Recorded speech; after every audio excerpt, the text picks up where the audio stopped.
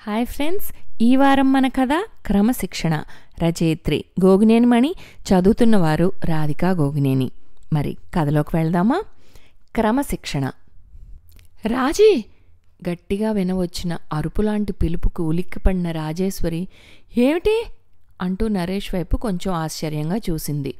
బయట నుండి వచ్చిన నరేష్ పెరటి వైపుకు వెళ్ళి అక్కడ చప్టాపై నిలబడి ఉన్న బుజ్జిని చూశాడు. బిక్కమొహం వేసుకుని అప్పుడే వస్తున్న ఎండవేడికి కాళ్ళు కాలుతున్నట్లుగా గెంతులు వేస్తున్నాడు.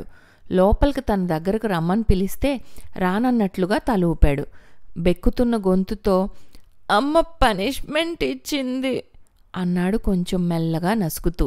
అందుకే లోపలికి వస్తూనే నరేష్ భార్య రాజేశ్వర్ని ఆ విషయం కోపంగా అడిగాడు. అవును, ఒకటే విసిగిస్తుంటే నాకు కోపం వచ్చింది. నేనేమో పని హడావిడిలో ఉంటే ఏవో ప్రశ్నలు వేసి విసిగిస్తున్నాడు. పైగా వాడికి సెలవని నేను వాడితో ఆడుకోవాలట. అది ఎలా కుదురుతుంది? చెప్తే వినిపించుకోకుండా మారం చేస్తున్నాడు. ఈ మధ్య ఏ మాట వింటం లేదు, మొండిగా తయారవుతున్నాడు. అందుకే అంది రాజేశ్వరి పనిచేస్తూనే.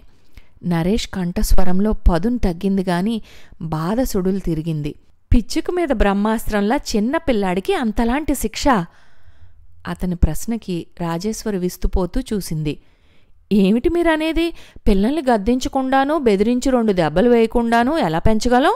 పిల్లల్ని క్రమశిక్షణలో పెట్టద్దా? పెద్దవాళ్ళ మాటలకి కొంచెం భయం ఉండద్దా?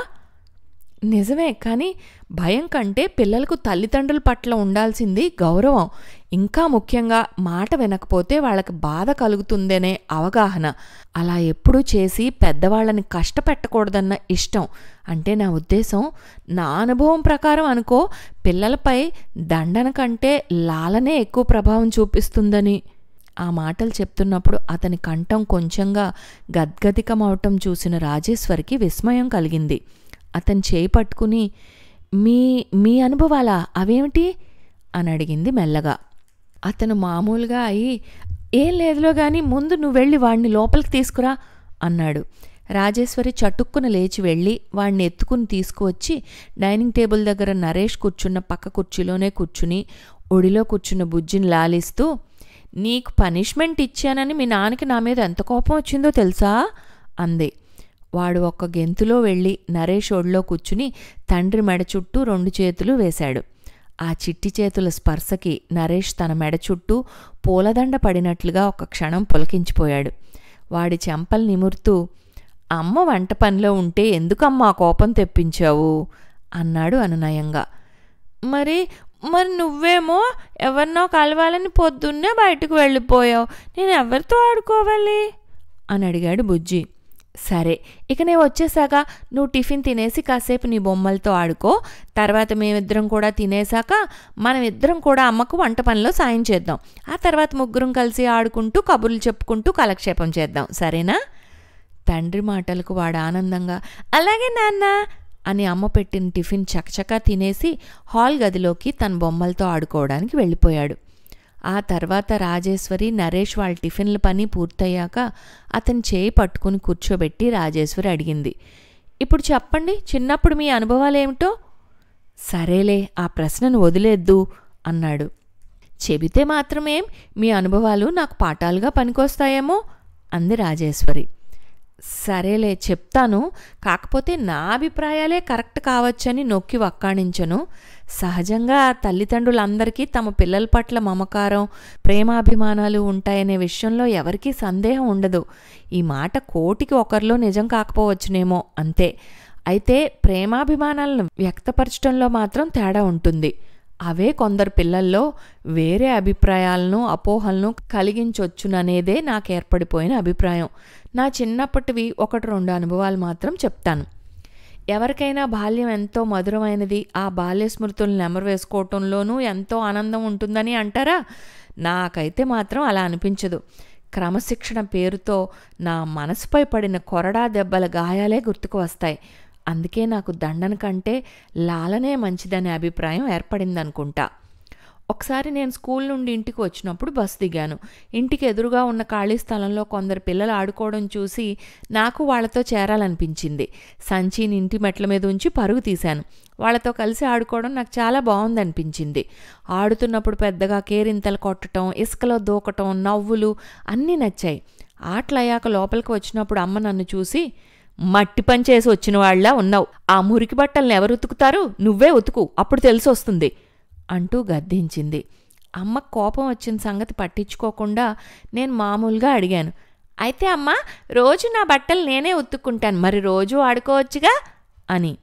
ఆ ప్రశ్నకి అమ్మ, వెధవా, వేళాకోళం ఎక్కువైపోతోంది, చెప్పినట్టు విను అంటూ వీప్పై 2 దెబ్బలు వేసింది. నాకు కన్నీళ్ళొచ్చేశాయి. కళ్ళు తుడుచుకున్నాను. బట్టలు ఉతుక్కునే పనిష్మెంట్నే ఉతకటం నేర్చుకునే పనిగా మార్చుకుంటానంటే అమ్మకి ఎందుకంత కోపం వచ్చిందో నాకు అర్థం కాలేదు. ఇంకోసారి రాత్రి భోజనాలయ్యాక నాన్న తన షర్టు జేబు చూసుకుని మాకు 4 వీధుల అవతలు ఉండే నాన్న స్నేహితుడింట్లో తన పర్సు మర్చిపోయి వచ్చేసిన విషయం గమనించారు. ఫ్రెండ్తో మాటల్లో పడి విజిటింగ్ కార్డు తీయటానికని తీసిన పర్సును వాళ్ళ టేబుల్ మీదే పెట్టి మర్చిపోయినట్లున్నాను, వెళ్ళి తీసుకురారా అని నాకు పురమాయించారు.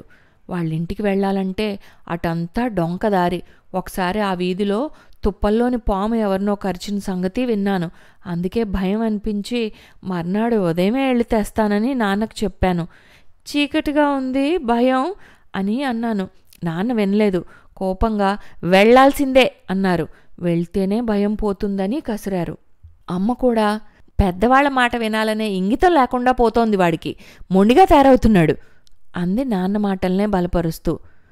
వాడు భయపడుతున్నాడుగా, ఏం పోయింది, పొద్దున్నే తేవచ్చును అంటూ నాకు సపోర్ట్ వస్తుందేమోననుకున్న అమ్మ కూడా అలా మాట్లాడేసరికి నాకు బాధేసింది.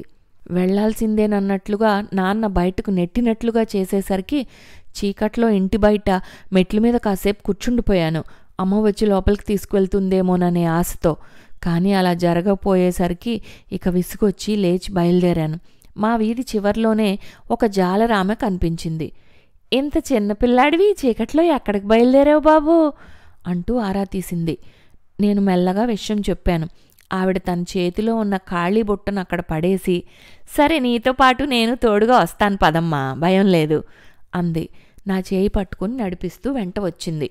నేను అంకుల్ వాళ్ళ ఇంటి లోపలికి వెళ్ళి తిరిగి వచ్చే వరకు వాళ్ళ ఇంటి ముందే నిలబడి నేను రాగానే మళ్ళీ నాకు తోడుగా వచ్చింది.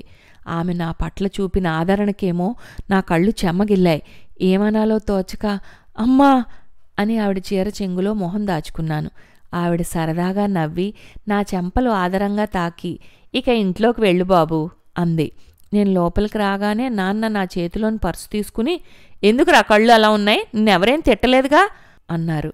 అమ్మ అంతే విసురుగా, 2 దెబ్బలు పడితేనే వాడికి సరిపోయేది అంది. మాటల వాతలు చాలదా, దెబ్బలే బాధ పెడతాయా అనుకున్నా మనసులోనే. ఆ సంఘటనతో నిజమే నాకు చీకటంటే భయం పోయింది. అంతేకాదు అమ్మా నాన్నల మాట అంటే కూడా భయం గౌరవం పోయాయి. బుద్ధిగా చదివి మంచి మార్కులు తెచ్చుకుని క్రాఫ్ట్ చెదరకుండా బట్టలు మాయకుండా ఎప్పుడూ నీట్గా కనిపిస్తూ అమ్మా నాన్నల మాటల్ని వినే బొమ్మలా ఉండాలి. చుట్టుపక్కల వాళ్ళ నుండి మీ అబ్బాయి ఎంత తెలివైనవాడు, ఎంత బుద్ధిమంతుడు అనే యోగ్యతా పత్రాలని వాళ్ళకి ఇవ్వగలగాలి. అంతేకాని అమ్మా నాన్నలకి నా సరదాలు ఆలోచనలు ఏవి వాళ్ళకి పట్టవు, అనవసరం. ఈ భావన పెరిగే కొద్దీ నాతో గట్టిపడింది.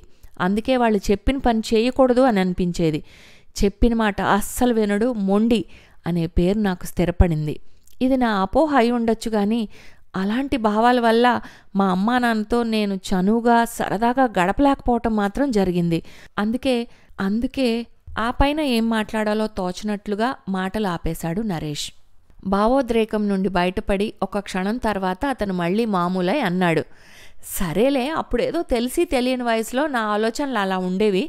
కానీ పెద్దయ్యాక కొన్ని సంఘటనల వల్ల మా అమ్మా నాన్నలకి క్రమశిక్షణగా నన్ను పెంచాలన్న తాపత్రయమే కానీ నేనంటే ఇష్టం లేకపోవడం కాదని గ్రహించిన మా మధ్యన ఏదో ఎప్పటికీ కరగని తొలగని ఇనపతెర అడ్డంగా ఏర్పడిపోయింది.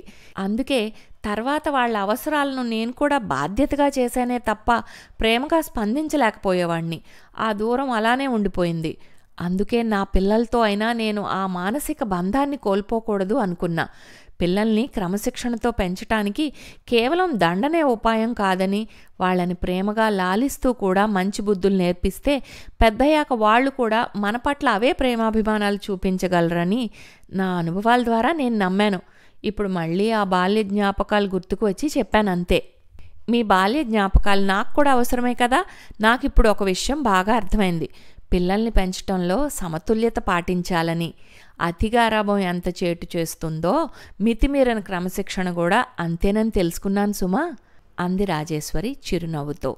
ఇంతటితో క్రమశిక్షణ కథ సమాప్తం. వచ్చే వారం నుంచి విజయదశమి సందర్భంగా గోగినేని మణిగారి కలం నుండి జాలువారిన సరికొత్త నవల నందనవనం ప్రారంభం అవుతుంది. ధన్యవాదాలు.